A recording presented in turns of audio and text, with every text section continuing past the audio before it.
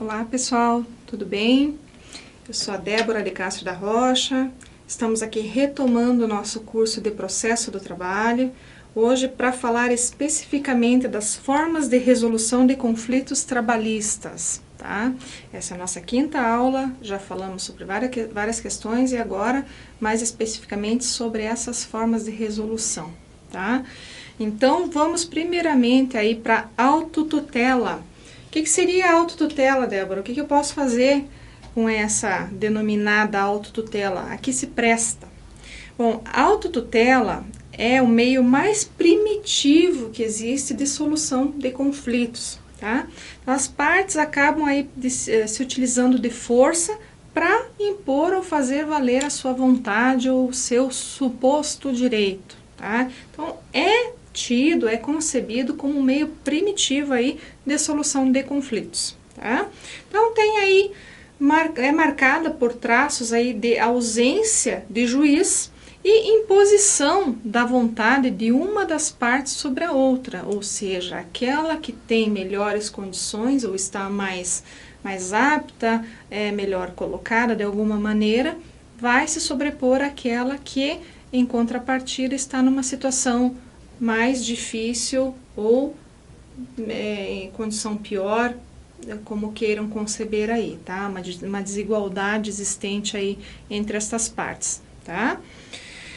Existe hoje no nosso ordenamento jurídico resquícios desta possibilidade de autotutela, que estão concebidas aí no Código Civil e também no Código Penal.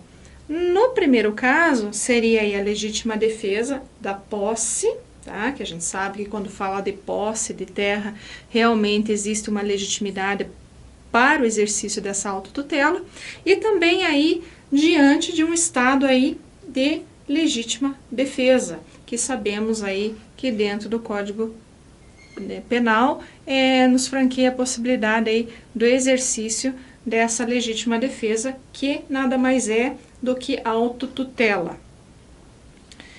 Na área trabalhista, especificamente, que é o objeto do nosso trabalho, do nosso estudo, nós podemos conceber aí como autotutela a greve, que é o momento em que o trabalhador pode, através desse instituto, se insurgir em face do seu empregador para permanecer na inércia diante de situações que eventualmente estão desprestigiando o seu direito ou mesmo aí até desconsiderando-o por completo, que não é algo que não é difícil de ocorrer em nosso país, como sabemos, né? Existe também a figura do lockout, tá? Que, na verdade, acaba sendo vedado aí pelo artigo 17 da Lei 7783 de 89, que seria a sonegação por parte de sindicatos dos instrumentos necessários para o desempenho ou desenvolvimento da atividade do trabalhador, tá? Então, na verdade, é um exercício da autotutela, no entanto, é vedado aí pelo artigo 17 da lei, tá, pessoal? Temos também o direito de resistência dos empregados às alterações contratuais lesivas. Aí, quanto a estas alterações contratuais lesivas, nós podemos aí nos reportar expressamente à CLT aos artigos 468 e 483, que tratam justamente aí da possibilidade, né, de que realmente o empregado possa tomar providências diante de alterações que tragam aí desprestígio ou venham a afetar direitos que tenham sido franqueados ao longo aí do contrato de trabalho, por exemplo. Então, são instrumentos de que se servem os empregados para poder legitimar essa autotutela. E também existe, claro, como não poderia ser diferente, assim como existem direitos dos trabalhadores também, de alguma sorte deve existir dos empregadores, de exercer o poder disciplinar quando o empregado eventualmente não corresponda ou acabe por não respeitar a normativa interna da empresa. Então, neste caso, existe a possibilidade de que o empregador aplique penalidades a este empregado que não está se submetendo àquele regramento interno da empresa, também como autotutela. Já passando para outra possibilidade, aí que nós vamos vislumbrar também, é a autocomposição. A autocomposição, ela se caracteriza como uma modalidade de solução de conflitos coletivos de trabalho, tá? Então, as próprias partes imbuídas deste propósito de, eventualmente, resolver a celeuma, acabam, por conta própria, ajustando, pactuando situações para realmente acabar com aquela situação, antes até que ela vire um problema maior ou que tenha necessidade de intervenção do Poder Judiciário, por exemplo. Então, essa é a possibilidade franqueada às partes para que elas, alheias à intervenção desse terceiro, possam dirimir internamente o seu problema, tá? Então, dentro desta modalidade denominada autocomposição, nós temos as seguintes espécies: desistência, renúncia, submissão e transação. Agora, falando especificamente de cada uma delas, eu posso elencar para vocês o seguinte: a desistência consiste na abdicação temporária de um determinado direito, seja ele qual for. Então, eu, de repente, tenho uma situação específica junto com o trabalhador, muito embora não concorde, entendo que temporariamente posso abdicar desse direito, seja por qualquer razão, tá? Então, isso consiste em desistência, tá? Que é a abdicação temporária desse direito. Por outro lado, nós temos também a renúncia. A renúncia já consiste aí num abandono de um direito, ou seja, a partir do momento que eu celebro um acordo com alguém e renuncio expressamente a algum direito, eu não tenho mais como retomar esse direito, ou seja, é definitivo. Portanto, temos que ter em mente o peso da renúncia, sempre que questionados, tendo ciência de que a renúncia acarretará a extinção definitiva deste direito, ok? Temos também a submissão, que é a aceitação de forma voluntária por uma das partes quanto à vontade que está sendo estabelecida pela outra parte. Ou seja, em determinado momento ou em determinada situação, eu entendo que posso me submeter ao jugo ou àquilo que está sendo imposto pela outra parte. Então, isso nós denominamos de submissão. Temos também a transação. A transação, na verdade, é a resolução do conflito pelas partes no momento em que cada uma delas, de certa forma, abrirá mão ou abdicará de certas prerrogativas ou de certas vantagens. Ou seja, haverá concessões mútuas. Ambas as partes irão conceder ou abrir mão ou abdicar de certos direitos para que, em conjunto, consigam chegar a um denominador comum e encerrar aquele conflito de alguma forma. Ok? Então, espero que tenha ficado bem clara a distinção entre todas estas questões aqui, que seria a desistência, a renúncia, a submissão e a transação. Tá? Então, cada uma delas dentro, né, tem suas especificidades e deve ser aplicada exatamente da forma que se presta para que não haja nenhum tipo de problema aí, até seja para o seu cliente, seja no desempenho da atividade como um todo, ou mesmo aí até no questionamento em algum certame que venham a fazer. Então, é importante neste caso aí termos ciência e convicção do que vem a ser cada um destes institutos dentro aí da autocomposição, que é, no caso, a desistência, a renúncia, a submissão e a transação. Vamos caminhando, então, agora para a heterocomposição. Neste caso, nós teríamos a figura de um terceiro que vai intervir diretamente na resolução deste problema, ou seja, alguém investido, provavelmente aí da jurisdição, poderá concretamente me dar a resposta quanto àquilo que eu estou pleiteando. né? Eu já passei da fase da tentativa ali de autocomposição, não deu certo, então agora eu me sirvo da heterocomposição, que é aquele momento em que um terceiro vai poder apresentar a solução e a imporá de forma coercitiva para as partes, ou seja, a partir do momento que eu me submeto à heterocomposição, eu já tenho que ter ciência que aquela decisão estará nas mãos de um terceiro que a prolatará de acordo com o seu livre convencimento, de acordo com aquela produção de provas que foi efetivamente realizada no processo, podendo vir em meu favor ou em meu desfavor. Então, este é o Instituto da Heterocomposição, é isso que trata realmente esta modalidade aí de resolução de conflitos. Tá? Então, aí neste caso, como eu já havia dito, há a possibilidade da decisão judicial em dissídios individuais e coletivos e também da utilização da arbitragem. Tá? E neste caso, façam até já um asterisco que a arbitragem somente em dissídios coletivos. Falaremos isso mais adiante. Temos também aí, como mais uma forma de resolução de conflitos, a mediação e a conciliação também. Neste momento, diferentemente do que ocorre na heterocomposição, nós também temos a figura de um terceiro.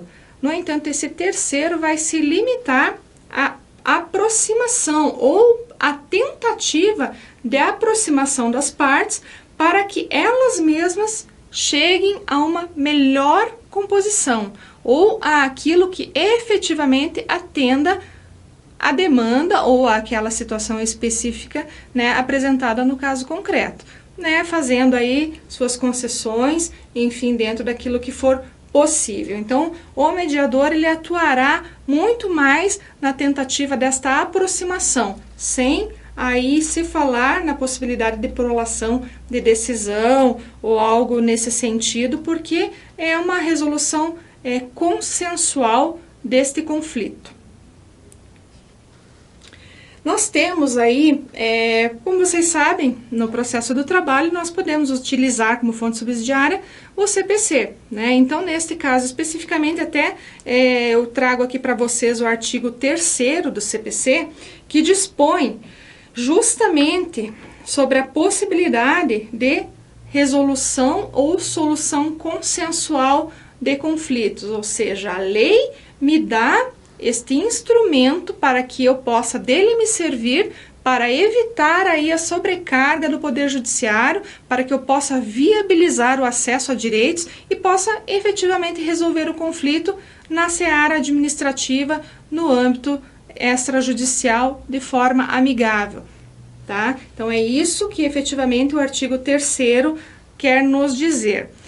Além disso, existe também o entendimento que, a despeito de haver a possibilidade de resolução deste conflito de forma administrativa ou amigável, eu não posso me esquecer, tampouco poderá o judiciário se abster de julgar ou processar, antes mesmo de julgar, a demanda que eventualmente não tiver sido resolvida no âmbito administrativo. Ou seja, um preceito advém até do preceito constitucional que o judiciário não poderá se eximir do julgamento de qualquer demanda. Deverá apreciá-la sim, né, para evitar inclusive, né, ameaças de lesão a direito. Então, nós sempre temos que estar imbuídos desse entendimento, inclusive, e desta vocação também, claro, de tentar a conciliação, mas também que, em não sendo possível a conciliação, que nós temos o direito,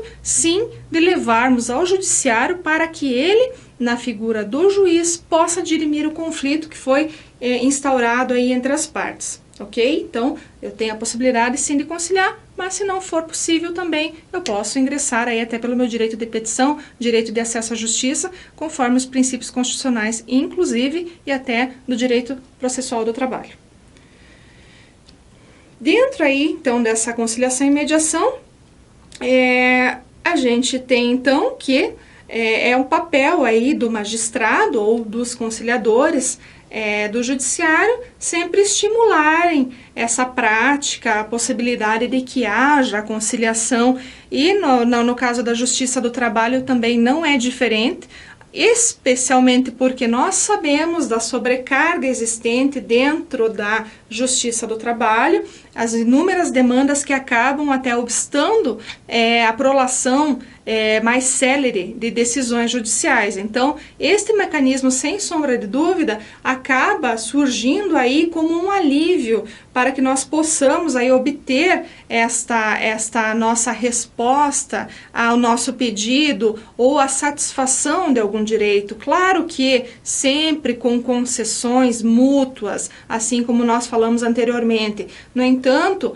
é uma medida muito estimulada justamente para desafogar o judiciário e também para a satisfação de direitos. No momento em que, sopesando todos esses propósitos, nós podemos efetivamente encontrar aí um direito e realmente encerrar o processo sem ter que esperar uma sentença que pode levar aí 2, 3 anos para ser prolatada, isso sem contar eventuais interposições de recursos para os tribunais superiores. Então, esse é o escopo deste artigo de lei que é aplicado de forma subsidiária aí ao processo do trabalho.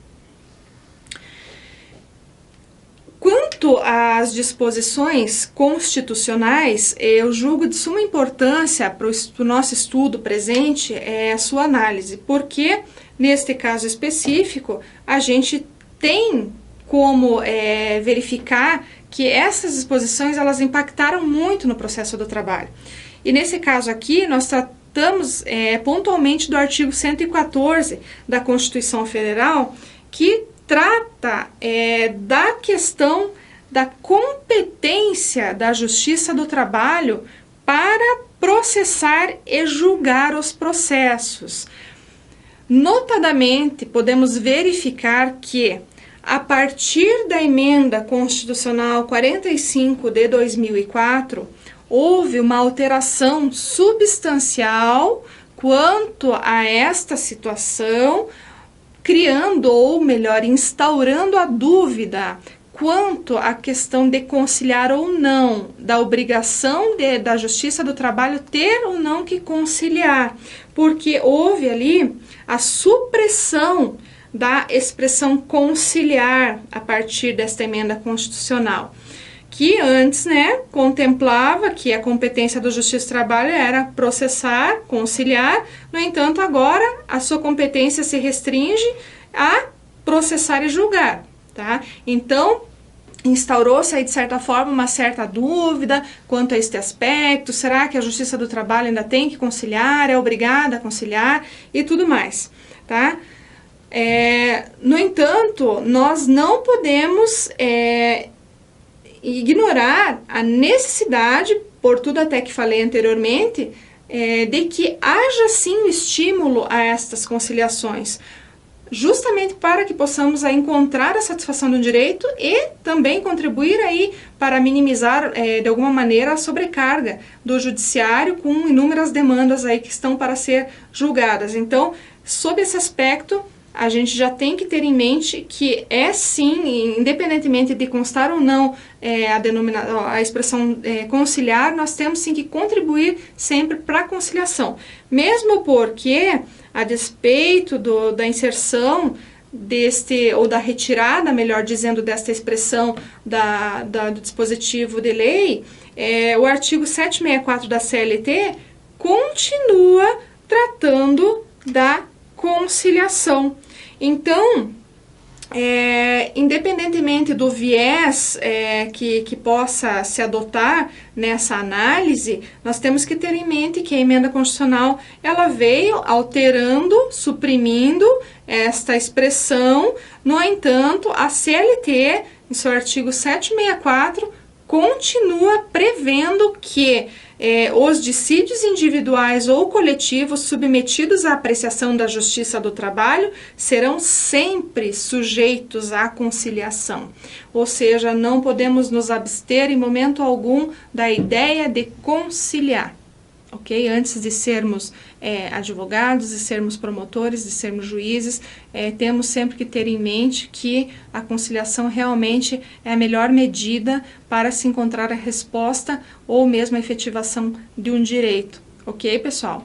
Então, registrem aí, marquem o artigo 764, que eventualmente pode vir a ser cobrado de vocês numa questão aí de prova que venham a fazer, tá? Então, se alguém chegar afirmando, não é necessário mais conciliar porque a emenda constitucional 45 de 2004 alterou o dispositivo da lei e agora não há mais a expressão conciliar. Não é assim. A gente tem que sempre primar pela conciliação e nisso vocês podem se amparar aí no que dispõe o artigo 764 da CLT, tá? Além do mais, também temos aí a Lei 9958, que prestigia a autocomposição também. Então, estamos diante aí de alguns instrumentos legislativos que realmente nos dizem e sinalizam para o fato de que a conciliação, ela é sim e continua sendo bem vista e realmente é a chave para a solução de muitos problemas, tá? Então, ultrapassada essa discussão, nós vamos ingressar agora mais especificamente na comissão de conciliação prévia, pessoal. Com certeza vocês já ouviram falar muito das comissões de conciliação prévia, né? Então vale aí a gente fazer algumas considerações a respeito delas, até porque geram muitas dúvidas, muitos impasses, especificamente até quem advoga, né, sempre diante do impasse, aí do que realmente vai ser o entendimento, tá? Então vale a pena, e nós também aí que estamos diante desses concursos que vamos fazer e certames diversos também, podemos ser submetidos, então de especial importância aí nos atentarmos para essa situação. Então, por favor, muita atenção agora aí ao que nós vamos estudar. Então, o que seriam estas comissões de conciliação prévia? São órgãos criados no âmbito dos sindicatos ou das empresas, tá? Cuja finalidade é a resolução individual do conflito trabalhista, por meio da autocomposição, que nós já falamos lá atrás, né? As partes realmente têm aí a possibilidade de deliberar sobre aqueles direitos para que possam efetivamente compor da melhor maneira possível, seja renunciando, seja abdicando, enfim, dentro daqueles pressupostos ou daquelas possibilidades que nós já apresentamos lá atrás, tá? Então, esta é a finalidade, foi o escopo motivador aí da criação das comissões de conciliação prévia. Consiste num meio alternativo e extrajudicial de solução do conflito, para que haja aí a possibilidade de que eu, Débora, e vocês percebam este direito o mais rapidamente possível, ante o emprego da celeridade, tá? Evitando-se assim aí a sobrecarga da máquina judiciária, ok? Aí nós realmente contribuímos para evitar realmente a burocracia que nós encontramos na atualidade. Ok, pessoal? Então, este foi um dos propósitos da criação das comissões.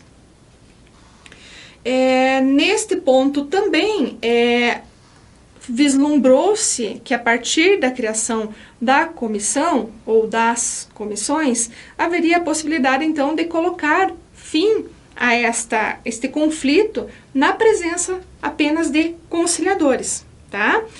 Aí, essa criação, ela é facultativa, ou seja, as comissões de conciliação prévia, elas não são obrigatórias, elas podem ser criadas, né, por empresas e por sindicatos, de acordo com o que dispõe o artigo 625-A da CLT, tá? Então, se houver algum questionamento nesse sentido, alguma afirmação, porque é obrigada a criação de comissão de conciliação prévia. Não é obrigado, é facultativo, de acordo com o disposto no artigo 625-A da CLT. Como que é o procedimento, Débora? Como que é? Eu chego lá, eu falo, enfim, como que acontece? Na verdade, a demanda ela poderá ser, então, formulada por escrita ou, né, reduzida a termo por qualquer dos membros da comissão. Então, eu posso chegar lá, posso reduzir a termo, né, eu escrever aquilo que acontece, ou mesmo eu chegar, né, e me reportando a algum dos membros, explicar o que está havendo, qual é a minha situação, qual é o meu problema, para que este membro possa então reduzir a termo e vai entregar então aí uma cópia datada e assinada aos interessados, tá? De acordo aí com o artigo 625-D da CLT. Posteriormente, dentro desse artigo, né, haverá, dentro de um prazo aí de 10 dias, a possibilidade desta conciliação acontecer, tá?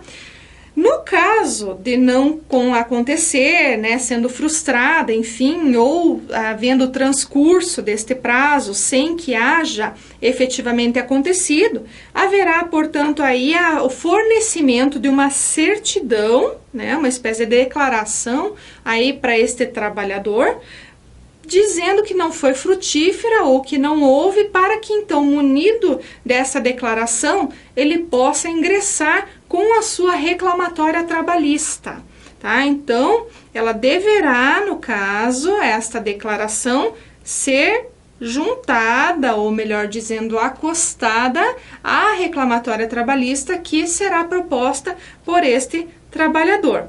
Tá? Então, vai constar ali a descrição do objeto, toda a situação, e ele, então, munido desse documento, poderá ingressar aí na Justiça do Trabalho. Então, como eu já havia dito, e retomando até o curso deste procedimento, haverá o prazo de 10 dias, né, para que essa comissão realize a tentativa de conciliação, a partir da provocação do interessado. Ou seja, eu vou lá, digo, olha, aconteceu isso, não me foi pago hora extra, não houve reconhecimento, não foi apontado vínculo na minha CTPS, né, eu sofri um assédio moral, enfim, inúmeras situações aí que podem acontecer. Essa comissão, então, reduz a termo, ou eu mesma já acabei escrevendo. Eles chamam a parte contrária, no caso reclamada, para que compareça à comissão para, então, haver a tentativa dessa conciliação. Então, ele tem aí, no caso, 10 dias para a realização dessa tentativa a partir da provocação do interessado. O interessado vai ser provocado, né, mediante essa minha espécie de petição, e haverá 10 dias a partir dessa provocação para que a comissão, então, promova essa tentativa de conciliação entre as partes. Ultrapassado esse prazo, então, haverá o fornecimento dessa certidão e o prazo prescricional da minha demanda, ele passa a ficar suspenso a partir do momento que eu ingresso juntamente à comissão de conciliação prévia, voltando a fluir somente a partir do momento que restar frustrada a conciliação, ou então a partir do decurso daquele prazo de 10 dias, que deve haver, no caso, ou a conciliação, ou então a frustração do intento de conciliar, né? Então, eu vou ter que ter algumas, digamos, ou a conciliação, né, frustrada mesmo, ou o decurso desse prazo sem que tenha ocorrido essa audiência, para que eu possa me valer, então, desse direito de ingressar, de pegar, no caso, obter essa certidão, para poder ingressar junto ao Poder Judiciário, pleiteando aquilo que não me foi ofertado ou que eu não tive a possibilidade de obter diante de uma possível aí conciliação que não aconteceu, tá? Então, esta é a situação que está, inclusive, disposta no artigo 625G da CLT. Deem uma olhadinha lá e marquem, pessoal, marquem todos esses dispositivos que eu venho aqui tratando com vocês, porque ao final vocês vão ver que o número é imenso e para retomar tudo isso depois, sem ter marcado, fica muito mais difícil. Claro, vocês podem pausar as aulas, podem realmente tirar as dúvidas que eventualmente ficarem, mas é sempre bom para facilitar o estudo de vocês irem marcando pontualmente, sinalizando, enfim, fazendo anotações para que vocês possam tirar estas dúvidas no momento do estudo, após a aula, tá? Quando sentarem realmente para pensar sobre isso e realmente poder introjetar tudo isso que está sendo passado para vocês, ok? Então, por favor, marquem mesmo, marquem a CLT de vocês, marquem a Constituição Federal, que é bem importante também, para que vocês consigam facilitar o estudo, tá? Nós agora temos que conversar sobre uma questão que é bastante importante e até nevrálgica aqui para os operadores do direito, especialmente da área trabalhista.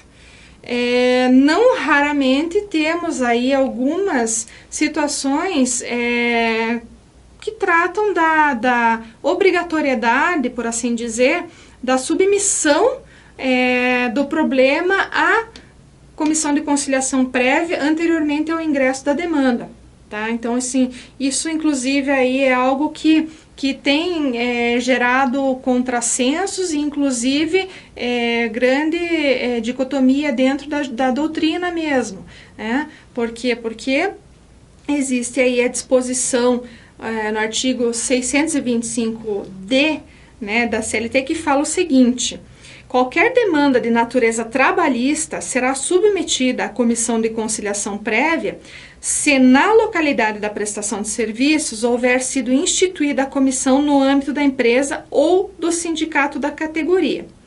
Então, com base nesta disposição, existe uma corrente, que eu vou agora separar em duas correntes, uma corrente que entende que existe, portanto, a obrigatoriedade de fazer com que aquele problema, aquele litígio, seja submetido anteriormente à comissão de conciliação prévia. Tá? Então, essa corrente entende que seria condição para o ajuizamento da reclamatória, sob o argumento de que haveria, então, estímulo à conciliação e, por via de consequência, aí poderia desobstruir o poder judiciário trabalhista, retirando dele esta imensa sobrecarga de processos que tramitam atualmente. Então, esta corrente se pauta nesta situação de poder realmente propiciar a conciliação sem sobrecarregar o poder judiciário, tá? Agora, a corrente majoritária entende que a lei ela é omissa quanto à eventual punição para o caso de não haver submissão do conflito a essa comissão ou às comissões de conciliação prévia, tá? Então, para esta corrente, como não há que se falar em punição ou penalidade, porque não podemos depreender do dispositivo legal qualquer situação nesse sentido, então não haveria que se falar em obrigatoriedade de submissão, tá?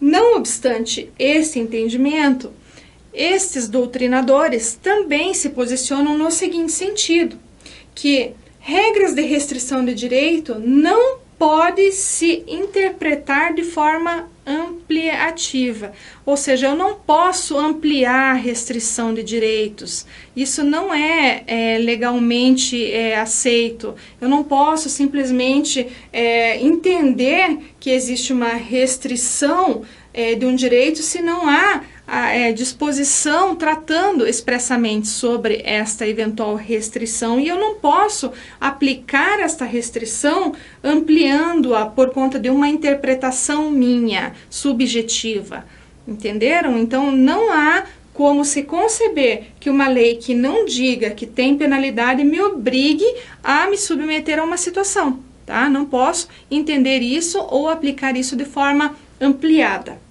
tá? Além disso, claro, existem outros posicionamentos também desfavoráveis a esta obrigatoriedade que se circunscrevem aí a questão de que, ainda que fosse obrigatória ou expressa qualquer possibilidade de aplicação, por exemplo, de pena ou algo que o valha, o Poder Judiciário, até pelo princípio constitucional de garantia de acesso à justiça, não poderia se eximir aí de apreciar a demanda, tá? Sob pena de ofensa aí a princípios constitucionais, tá? Que afetam aí não raramente a dignidade da pessoa humana, porque justamente são reflexos e umbilicalmente relacionados. Então a gente não pode imaginar que, por não ter uma disposição legal, eu possa, que trate de penalidade, ou ainda que houvesse algo expresso nesse sentido, eu não pudesse me socorrer aí do Poder Judiciário, caso eu não estivesse satisfeito ou não quisesse me submeter a essa comissão de conciliação prévia, porque julgo eu, no meu entendimento, que o Judiciário melhor resolverá o meu conflito, ok? Então, este é mais um posicionamento. Além disso, pessoal, nós temos também que outro princípio constitucional de grande relevância para o ordenamento jurídico como um todo e para nós aqui da área trabalhista, especialmente direito processual do trabalho, que o Poder Judiciário não pode se afastar aí da sua obrigação de analisar eventual lesão ou ameaça a direito. Então, esse também é um argumento extremamente forte e afasta de plano aí aquele outro argumento versado aí no ideário de obrigar o trabalhador a se sujeitar à análise ou a dirimir aí um conflito na comissão de conciliação prévia, para que posteriormente, e que isso na verdade consista como condição sine qua non para que ele possa então ingressar na Justiça do Trabalho pleiteando seus direitos. Então fica aí a dica para vocês que nós não podemos, via de regra, ser obrigados ou sermos compelidos a nos submetermos a essa comissão de conciliação prévia para que possamos ingressar em juízo pleiteando direitos. Não há que se pensar nesse sentido. Mesmo porque também, de acordo com outro entendimento aí dos doutrinadores majoritários aí, a conciliação pode ser realizada a qualquer tempo.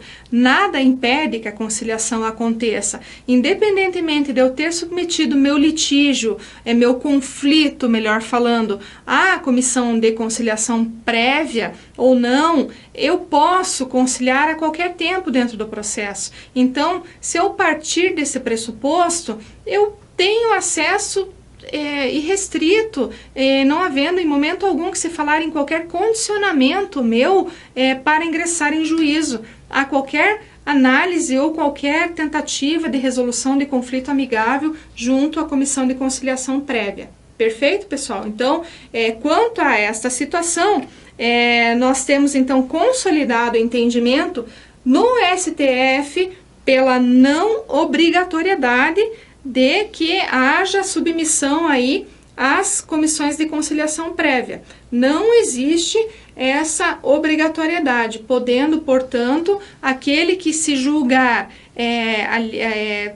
tendo algum direito sendo preterido, sonegado, injustiçado de alguma sorte, poderá se valer diretamente do ingresso com a sua reclamatória trabalhista perante o Poder Judiciário, independentemente de ter submetido esse conflito aí a qualquer comissão aí de conciliação prévia. Tá? Então, a passagem pela comissão de conciliação prévia é facultativa. Eu me submeto se eu quiser. Se eu quiser, se eventualmente eu achar que aquela situação ou que aquela submissão poderá me trazer um direito de forma mais célere, que realmente existe esta possibilidade de acontecer. Do contrário, eu posso diretamente ir através seja de advogado ou exercendo meu jus postulante, diretamente bater as portas da Justiça do Trabalho para o ajuizamento diretamente da minha reclamatória trabalhista.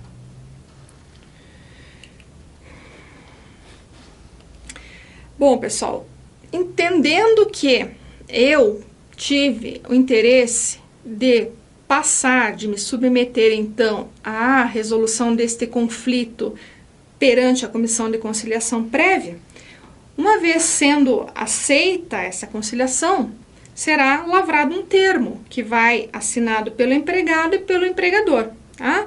Ou o preposto e pelos membros da comissão. E essa cópia, ou uma cópia, vai ser fornecida à parte reclamante e à parte reclamada, tá? E nesse caso aqui, há também outras controvérsias, porque pela letra da lei, pode-se entender que esse termo de conciliação, sendo título executivo extrajudicial que terá eficácia liberatória geral, exceto quanto às parcelas expressamente ressalvadas, tá? Só que nesse ponto eu atento aí para o seguinte aspecto, tá? O entendimento a despeito do que consta lá no artigo 625, parágrafo único, tá? 625E, parágrafo único, o entendimento dominante na doutrina é que a transação firmada não tem eficácia liberatória geral, não impedindo, portanto, com que as partes possam sim ingressar em juízo para discutir a transação, tá? Então, não vamos nos ater necessariamente àquilo que está disposto no artigo 625, porque o entendimento da doutrina 625E, por favor, o entendimento da doutrina é que as partes podem sim discutir a transação na sua integralidade, ok? Então, se vier alguma situação para vocês, algum questionamento ou alguma afirmativa nesse sentido, o que dispõe, a maioria da doutrina entende que eu posso sim questionar tudo aquilo que foi objeto da minha transação, tá? E não me ater simplesmente àquelas parcelas que foram ressalvadas, tá bom? Nós temos também aí, pessoal, como forma de resolução de conflito na Justiça Trabalhista também a arbitragem, tá? Que também é grande conhecida nossa aí, já desde a Lei 9.307 de 96, tá? Que também é um meio de solução de conflitos, né? A partir da escolha de árbitros que realmente vão poder aí dirimir a controvérsia num tempo muito mais curto, tá? E também aí tendo os mesmos efeitos aí de uma sentença, tá? Todavia, muito cuidado, pessoal, com a arbitragem, porque a arbitragem na Justiça do Trabalho somente se presta a resolver conflitos ou dissídios coletivos. Não há previsão legal tratando da possibilidade de que a arbitragem se preste à resolução de conflitos individuais na Justiça do Trabalho, tá? Então, assim, e os argumentos nesse sentido são justamente porque há acesso amplo e restrito à Justiça do Trabalho por parte do trabalhador, né? Esse é um dos pontos firmados nesse sentido, porque não há que se falar na renúncia de crédito trabalhista, também é um dos pontos, né? A gente tem que considerar isso também, porque daí no caso na arbitragem a gente poderia sofrer aí algum desprestígio quanto à questão da renúncia, tá? E então temos que tomar esse cuidado.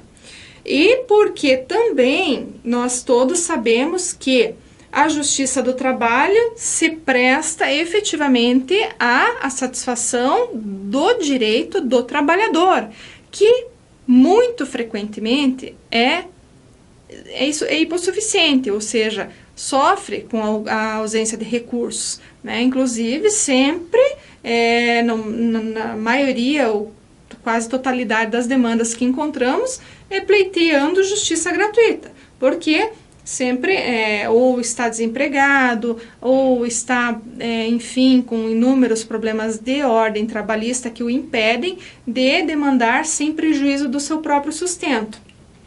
Isso sem contar também não só a hipossuficiência econômica, mas também técnica. Então, são duas situações aí que impedem a possibilidade de que a arbitragem seja utilizada na resolução destes conflitos trabalhistas. Além do mais, como o contrato é celebrado entre a parte, o trabalhador e o empregador, também, haja vista essa hipossuficiência técnica, há de se convir que, eventualmente, a inserção de uma cláusula compromissória não pode passar despercebida pelo trabalhador, ou até mesmo pelo fato dele ser submisso dentro daquela relação jurídica, ele se submeter àquela situação pela subordinação que existe entre ele e o seu empregador. Então, também é um ponto, né? Ainda que haja aí uma cláusula compromissória que já possa remeter a demanda à arbitragem, por exemplo, não há que se conceber como sendo válida, porque o trabalhador não tem condições, via de regra,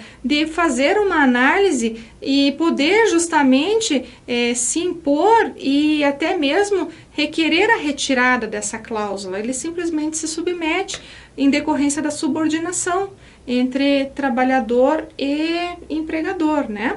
Então, isso também é um dos pontos suscitados aí por aqueles, né, que realmente apregoam a impossibilidade de que a arbitragem seja utilizada na resolução de conflitos na área trabalhista.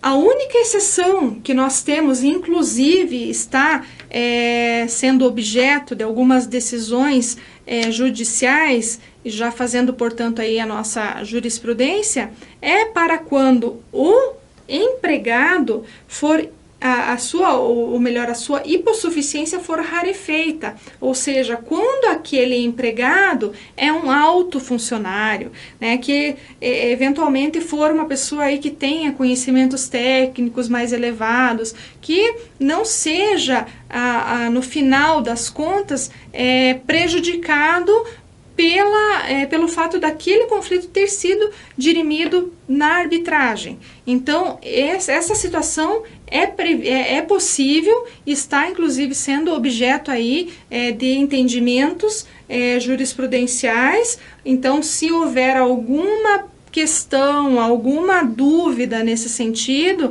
vocês podem se atentar a este fato de que somente nestes casos de altos funcionários, onde realmente essa hipossuficiência seja rarefeita. Então, aí neste caso, eu poderia sim submeter o meu conflito aí à arbitragem para que haja a sua solução mais célere. Ok, pessoal?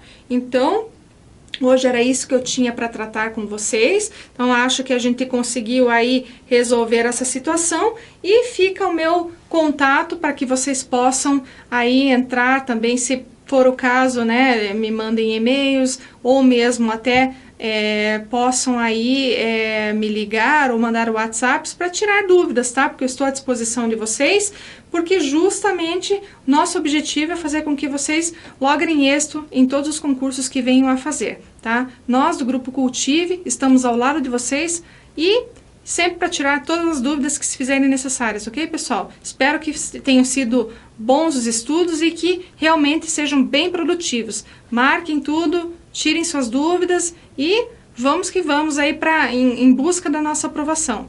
Ok, pessoal? Uma boa tarde, um bom final de semana e muitos estudos para vocês aí. Tchau, tchau!